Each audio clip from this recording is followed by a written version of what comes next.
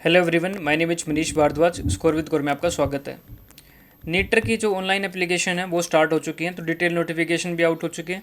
एक एक चीज़ मैं सारी आपको बताऊंगा, किस में क्या आता है, कौन सी पोस्ट के लिए आप एलिजिबल हो और किस तरीके से आप तैयारी कर सकते हो, किस तरीके से पेपर मैंने क्लियर किया था, रिटर्न भी क्वालिफाई कर दिया था मैंने और जो स्किल टेस्ट था वो भी क्वालिफाई कर दिया था।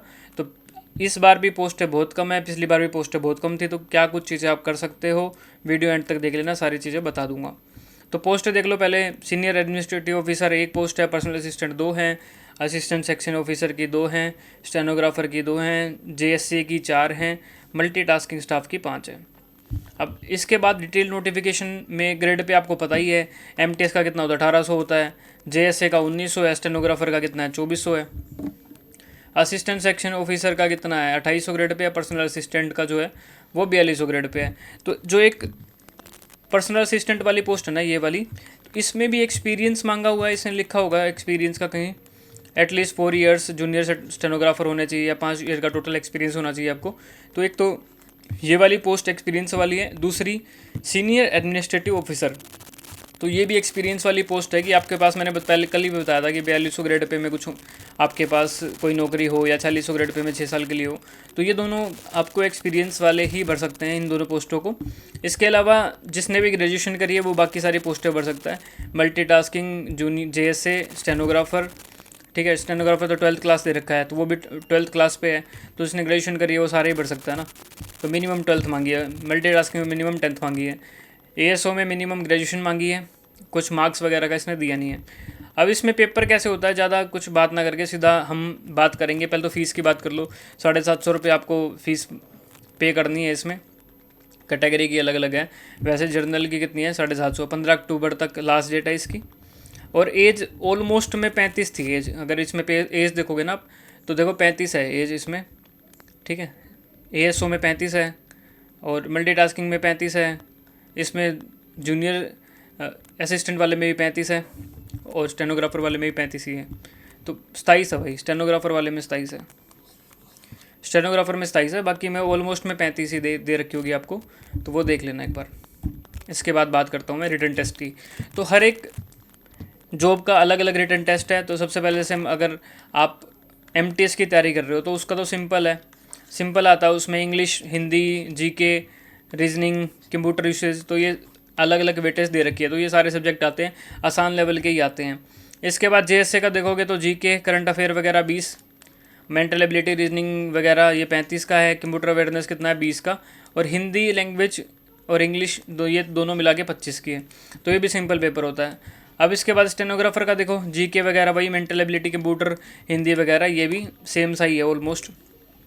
तो एमटीएस हो गया, जेएसए हो गया और स्टेनोग्राफर हो गया, इन तीनों का लगभग सेम सा ही है।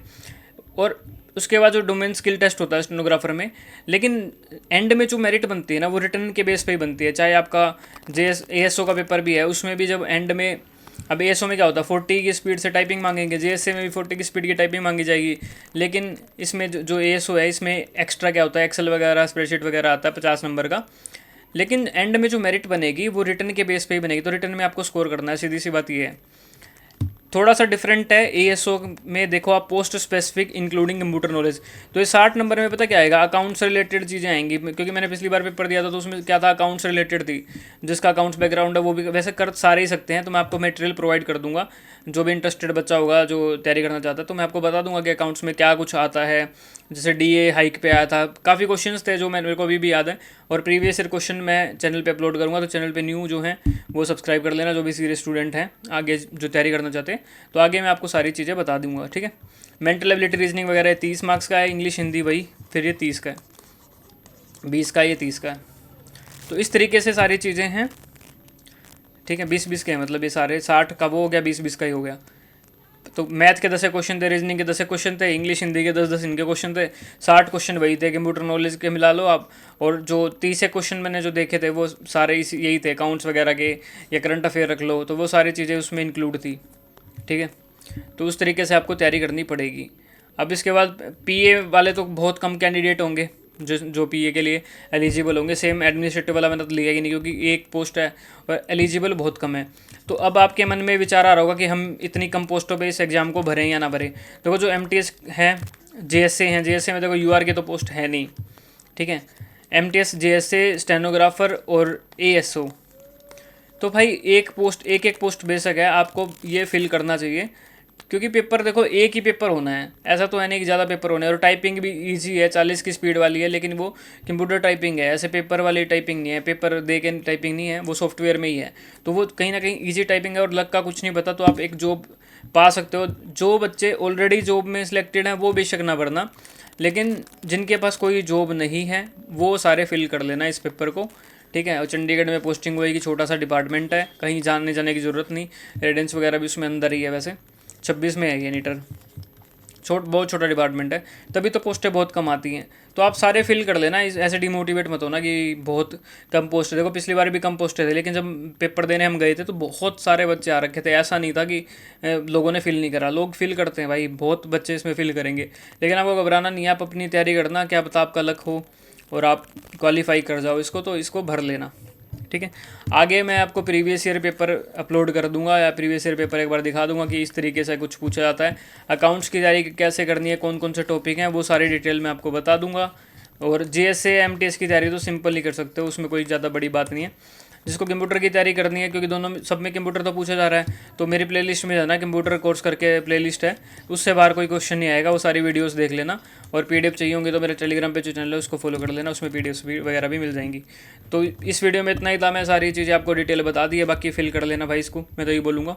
जिसके पास जॉब नहीं है तो इस जॉब को फिल कर सकते हो आप, कुछ नहीं पता लगता लक का, किसी का भी सिलेक्शन हो सकता है। उस दिन जिसका दिन अच्छा गया होगा उसका हो जाएगा। और एक चीज़ और है, जब भी ऐसा पेपर है, जब भी एक पोस्ट हो या जब कम भी पोस्ट हैं, तो उसमें क्या करना, आपने मैक्सिमम अटैम्प्ट करने हैं। मैक्सिमम अटैम्प्ट, बेशक इसमें नेगेटिव मार्किंग है, लेकिन आप मैक्सिमम अटैम्प्ट करने हैं, क्योंकि एक पोस्ट के लिए फाइट करना, तो आपके नंबर मैक्सिमम होने चाहिए। अगर आपके मिनिमम आते हैं या आप नेगेटिव के चक्कर में रहते हो तो वो नहीं करना, आपको मैक्सिमम अटैम्प्ट करना है। वो जो पेपर आएगा उस टाइम पे मैं आपको बता दूंगा किस तरीके से आपको अटैम्प्ट करना है, या क्या गलतियां मैंने करी थी, या किस तरीके से क्या कुछ चीज़ें थी। पॉइंटों पे एक बच्चा बैठा होगा ऐसी पोस्टों में ना, बिल्कुल पॉइंट का फ़र्क रहेगा टॉपर में और आप लोगों में। तो तैयारी ढंग से कर लेना, आने वाले टाइम पे सारी चीज़ें बता दूंगा, प्रीवियस ईयर पेपर अपलोड कर दूंगा। तो इस वीडियो में इतना रखते हैं।